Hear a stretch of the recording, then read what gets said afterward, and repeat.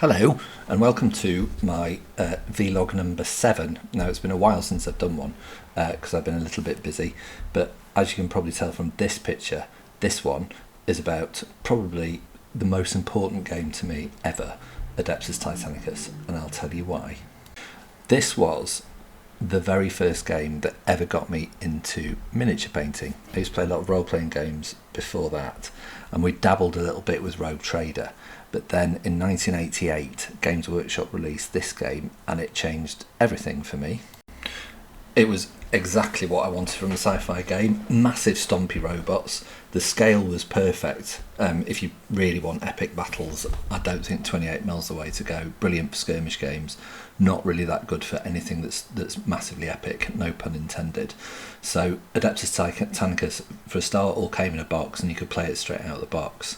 But also it had that hugely epic scale thing about it, and when you combined it with its sister game Space Marine, suddenly it became just the best experience in terms of gaming that I'd had ever. So I dragged a load of my old stuff out of storage. It was in a bit of a sorry state, to be fair. I'd obviously built some Cornate Titans and some Loyalist Titans, and I thought these are brilliant, so I stripped some of them down and I started to repaint some of them.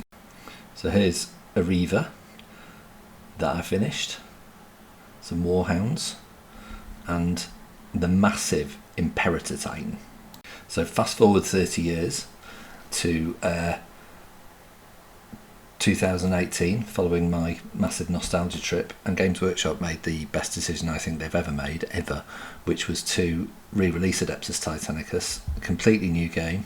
Slightly different scale, which irritated some people, but once I'd seen the models, didn't irritate me. And thankfully, it's a brilliant game and a very worthy successor, in my opinion, to the original Adeptus Titanicus.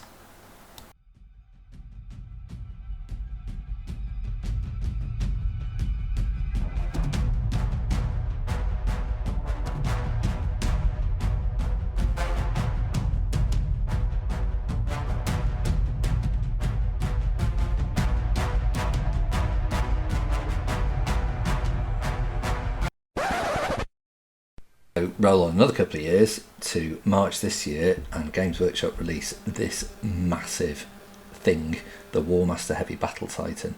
And finally, I'm getting to the point, because building and painting this is what this vlog is all about. So I should probably have started filming this earlier, but I got a bit carried away with the build and then the painting. So getting to this stage has probably taken me maybe 3 hours of building and 4 or 5 hours of painting maybe. So I've got the structure of the Warmaster done. Really easy once it's built. I always have one of my reference models handy. So there's one I did earlier, but you can see the size of it. It's absolutely massive. Can I get that in shot? I thought the Warlords were big when they came out, but the Warmasters are good, well, a good inch taller at least.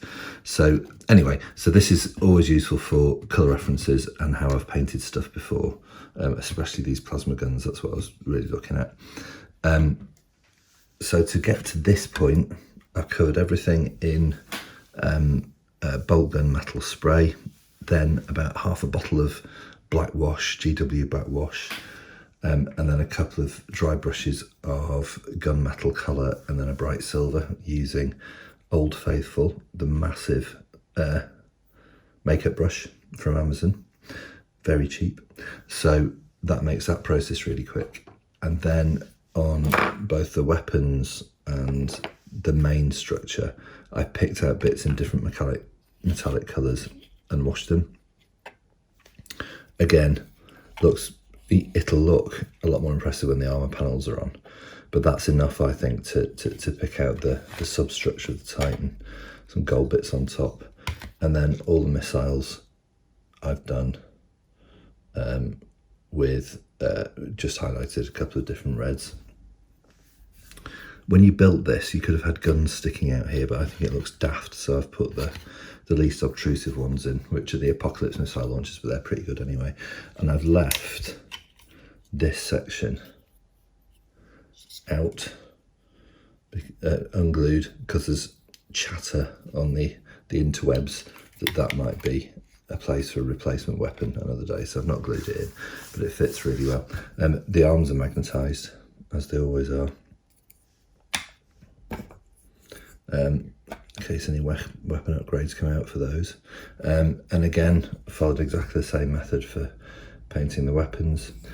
This plasma glow, so easy, and it's all done with dry brushing.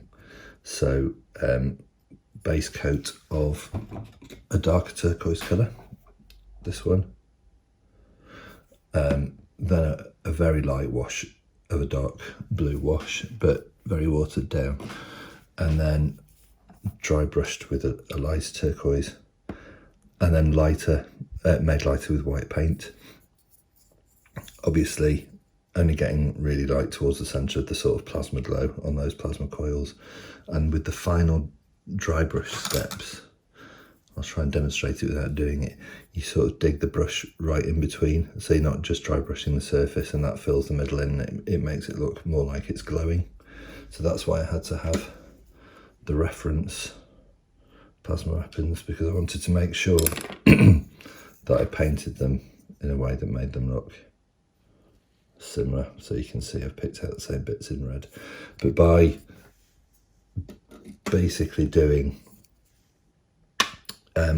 the substructure all one colour and then just picking bits out, you actually get to this stage a lot more quickly than you might think. So there's the head, and then what I've done is I've started this effect for the armour panels. If you look at the armour panels on a finished one, they have a gradient effect, but that's really in the background, so you can see it goes from black to blue at the bottom. I wanted to do a sort of night sky-ish sort of thing on these armour panels behind the flames.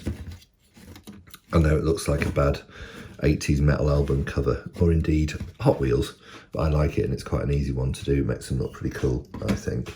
So to do that, and I often get called a weirdo for painting stuff on sprue, you just do a really quick gradient over a black spray base, and when I get on to putting the starfield effect in, I'll really quickly show you how I do that, and then I'll paint the flames on.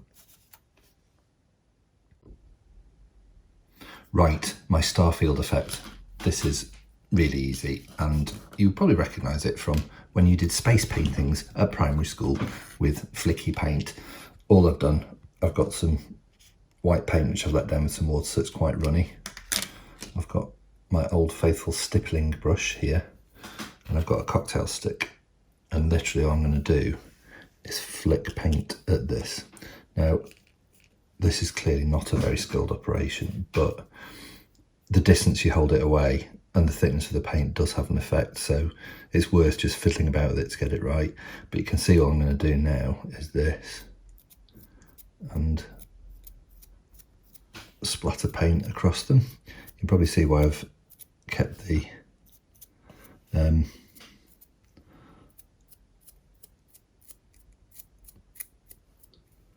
armour panels on the sprue, just to make it easier. Right, I've done a bit there. So let me hold that up to camera so you can see how that goes. And that's the basis of my starfield. Well, actually, it's the whole starfield, and then I just paint fire across the top, and that fades into the background, but it looks pretty cool when it's finished. So I'll go and finish that, and I'll show you how to do the army panels that are actually on the Titan. So there's a couple of armour panels that are actually built onto the Titan structure which you can't put on afterwards, which means I can't paint them on the sprue. So I've done what every good person that uses the witchcraft that is airbrushing does, which is use blue tack to mask areas off. And then what I usually do is just get a tissue with a hole in and tack that on. That way, when I splatter it with paint, it's only going on that panel, I hope. Let's use that prop, and then same drill.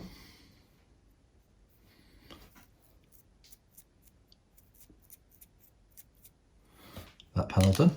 So I'll go around and I'll do the other two that are like that, and then we'll be ready to paint the fire on. So that's the first stage of the fire done. This is the important one, because this is where you do the shape of the flames, obviously, just in a dark red. And then I'll go through with progressively lighter shades of red and then orange and then yellow on the inside of those shapes to make the flame effect. So basically from here on in, it's just colouring in, really, and probably a reassessment of my life choices, because this is actually getting quite tedious, but I'm going to get there so that I can get this bad boy on the table. So that's all the armour panels on the sprues done. You can see I've done all the fire. There's 6 different colours in that, just to make it look properly Hot Wheels. I've done the panels on the substructure there. What's missing, of course, there's the head. Done that too. What's missing is the gold trim. So what I'm going to do next is, rather than do all of the gold trim all at once, because that would make me lose the will to live, I'm going to cut out the pieces I need for one leg at a time, probably, paint the gold trim, glue them on the Titan, see how they look, and then keep going until they're all done. So I'll come back when I've done at least a bit of that.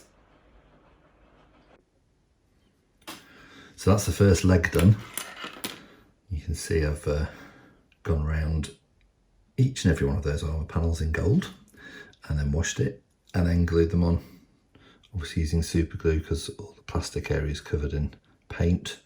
And I've finished off all the panels that are already on the superstructure.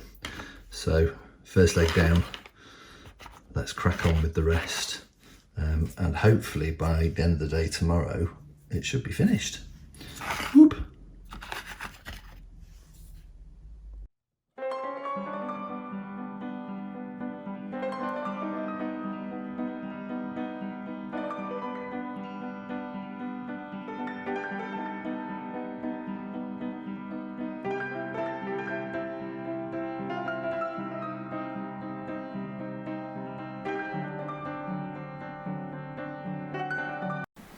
So there he is, the finished Warmaster. Pretty pleased with how he's turned out. Very much looking forward to getting that on the table. Yeah, brilliant model. There is a bit of a group shot with him and his friends. I hope you enjoy. I'll be back at some point in the next couple of weeks with something else. Not sure what yet. You'll just have to wait and find out. Thanks for watching.